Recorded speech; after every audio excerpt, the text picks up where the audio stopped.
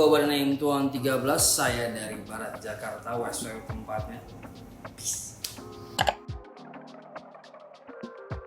Kalau Talari tuh sebenarnya temanya kayak, jadi gue lagi sering nyamperin teman-teman produser, gue lagi pengen nyoba metode baru di mana sebelumnya tuh gue kalau ngerjain musik dikirim, gue ngerjain di comfort zone gue, dan gue lagi mau nge-switch, gue pengen duduk bareng produsernya ngobrolin musiknya, temanya mikir barengan. Jadi pas gue mau berangkat ke Jogja ke Uncle T, nggak tahu kenapa di kepala tuh lagi banyak banget gitu. Mungkin karena sibuk, karena capek, jadi kayak di kepala gue lagi kayak ragu banget gitu mau bikin sesuatu kayak tenang gak ya, enak gak ya, orang suka gak ya. Terus sampai akhirnya gue samperin Uncle T, dengerin musiknya bareng-bareng, dan gue ngerasa energinya pas kalau gue buat ngomongin hal yang baru gue rasain, yaitu ragu tapi gue nggak bisa mundur gitu. Emang gue harus hantem aja apapun itu depan. Jadi akhirnya kita sepakat bikin Talari, apapun yang kita alamin emang opsinya cuma ke depan, gak usah ke belakang. Gue orang yang lumayan, gue suka sesuatu yang simpel, gue suka sesuatu yang efisien, gue suka sesuatu yang on point. Jadi sebenarnya kalau gue breakdown pasti persepsinya bisa sama teman-teman. Dari depan berarti ya, gue baca ya, gue apa? Hadapi dunia dengan sombong angkat dagu, tanpa modal aku nekat lempar dadu, tak peduli resiko jalan tanpa ragu, karena aku tahu tak ada siapapun yang bantu. Gue punya mindset, gue gak mau kalah sama dunia ya, walaupun dipukul berkali-kali, jatuh berkali-kali, gak bisa, gue gak boleh kendor, gue harus hadapin dunia tuh, gue harus sini apa lagi, ayo sini. Nah itu mentality Talari tuh kayak gitu tuh. Gue gak punya pilihan selain jalan, karena kita semua tahu di perjalanan mungkin kita punya teman-teman di belakang, tapi kalau ngomongin industri, ngomongin karir gitu ya, gak akan ada yang bisa bantu lu kecuali diri lu sendiri. Agar tetap waras aku terus buat lagu, bikin ratusan tapi sedikit yang laku. Untungnya gue punya musik, untungnya gue bisa menulis. Akhirnya apapun yang gue alamin, gue keluarkan sebagai bentuk tulisan. Laku apa enggak? Walau alam. Tapi yang gue lakuin, gue terus bikin. Tapi dari banyak, mungkin semua teman-teman seniman juga kayak gitu ya. Bikin terus, berproses terus, berkreasi terus. Laku apa enggak? Bukan urusan kita sebenarnya. Tapi kalau kita konsisten, persisten, 1, 2, 3 mungkin ada yang nyangkut ke teman-teman pendengar. Jika aku dibayar tiap kali aku jatuh, aku sudah kaya raya, tak khawatir hisap. Saya kalau orang-orang lihat gue mungkin kayak, nih industri banget lo, bisnis banget lo ya. Yang teman-teman lihat kan permukaan nih gitu. Teman-teman kan ngalamin pasti jatuh bangunnya fase.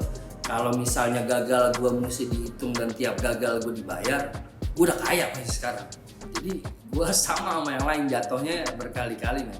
Jalur gue melenceng, style petenteng, cuma bawa badan, nyali ku tenteng. Jalur gue melenceng itu maksudnya gue pilih pekerjaan yang tidak formal gitu ya. Kadang-kadang kalau keluarga bahkan belum bisa mengerti apa yang gue lakukan gitu. Ngeyel gitu, udah tahu besok belum tahu lo makan apa, tapi masih kayak aman, petenteng aja udah gitu. Cuma bawa badan, nyali ku tenteng. Ya gue nggak punya apa-apa lagi selain nyali sama niat gitu. Jadi kalau gue mesti kehilangan 2 hal itu gue gak akan jalan. Gerak dulu sudah, persetan game plan, aku pion tapi coba tabrak benteng. Gue orang yang berpikir paralel, maksudnya kalau gue mau ngajarin sesuatu, gue lakuin dulu, nyampe apa enggak urusan belakangan. Karena kalau gue terlalu banyak men-setup, terlalu banyak mikirin strategic plan-nya, kadang-kadang kreatifnya tuh mati gitu. Jadi gue berpikiran, bikin dulu aja udah, yang penting jalan, nyampe nggak nyampe urusan belakangan. Aku pion tapi coba tabrak benteng. Di sini tuh analoginya lebih kayak, gue tahu gue bukan dari industri mainstream, hip-hop tuh masih side stream, ya kita masih independen, tapi gue pion yang mau coba ada di deretan para nama besar itu nantinya. Itu mimpi gue. Itu kenapa gue bilang gue pion, tapi gue mau tabrak semuanya. Perkara enteng dan hadong hepeng, kenyang tahan lapar hingga ku krempeng. Perkara enteng dan hadong hepeng tuh bahasa Medan, artinya gak ada uang. Jadi kalau ngomongin hustle gitu ya, ngomongin gak ada duit, udah kenyang gue sama hal itu gitu. Kayak saking kenyangnya gak ada duit sampai krempeng gitu badan. Masalah satu renceng, aku keteng, aku got di kampung, di luar ku banteng. Maksudnya masalah gue yang banyak, gue gak kabur, gue kerjain satu-satu, gue tabrak satu-satu. Terus aku got di kampung, di luar ku banteng itu sebenarnya kalau orang-orang Medan pasti tahu. Maksudnya ada satu lagu judulnya Anak Medan. Itu tuh, walau jadi kambing di kampung sendiri, tapi banteng di perantauan. Aku got di kampung, tapi di luar ku banteng.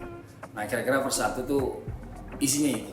Lari, angin topan aku hadapi, tsunami datang aku selami, bara suara badai kutunggangi, takkan lari.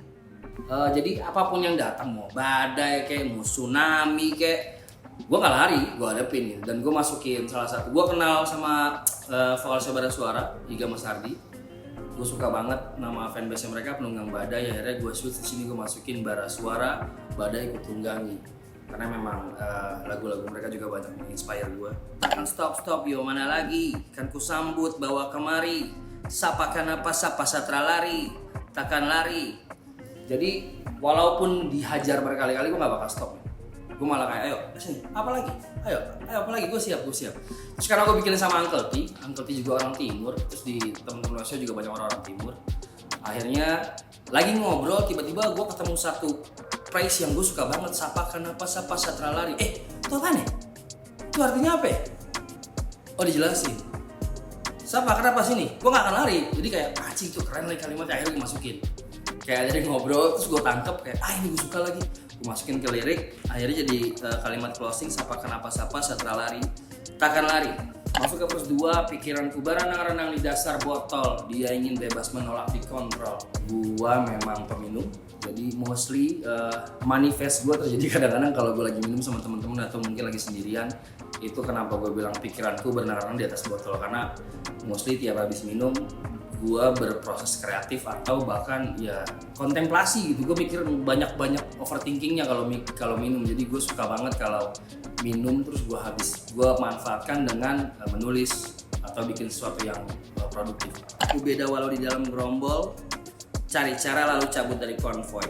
Ini poinnya lebih ke ya gue gak mau diatur aja gitu. Gue gak mau diatur walaupun gue ada dalam society, walaupun gue ada dalam masyarakat, walaupun gue ada dalam perkumpulan orang-orang, gue yakin gue beda gitu. Cari cara lalu cabut dari konvoy. Gue ngelakuin musik untuk gue bisa keluar dari kesamaan tersebut. Gue ngelakuin musik untuk gue bisa nggak satu warna sama yang lain. Itu istimewanya musik. Sampai kapanpun aku tak akan pernah stop, boy. Menyusup di dalam sistem kuda Troy, boy. Run the game, yo, here comes the dope boy. Namaku Duchenne, bro. Panggil aku top boy. Jadi gue bilang tadi gue gak akan stop, tapi gue tetap ada dalam sistem. Karena mungkin ada satu terms kayak to beat the system, you must be in the system. Nah gue ngerasa kalau walaupun musik gue segmented, independen, tapi kalau skala bergerak gue harus major gitu.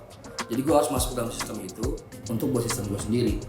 Itu dari pikiran gue waktu nulis lagu ini. Run the game, yo, here comes the dog boy. Namaku Duchenne, bro, panggil aku top boy.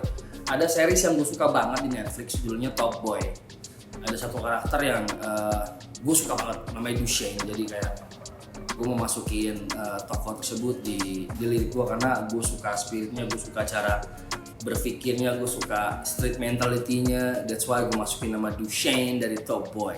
Angkat gelas untuk apapun yang datang atau nanti, tuang sedikit untuk bumi hormati yang telah pergi. Kita punya kebiasaan, gue pergi ke beberapa daerah karena minum itu bukan cuma jadi fase perayaan, tapi bisa fase mengingat, fase menghormati, fase kebersamaan. Jadi ada kebiasaan-kebiasaan di daerah tertentu, tiap sebelum minum mereka tuangin itu ke tanah. Itu menarik buat gue.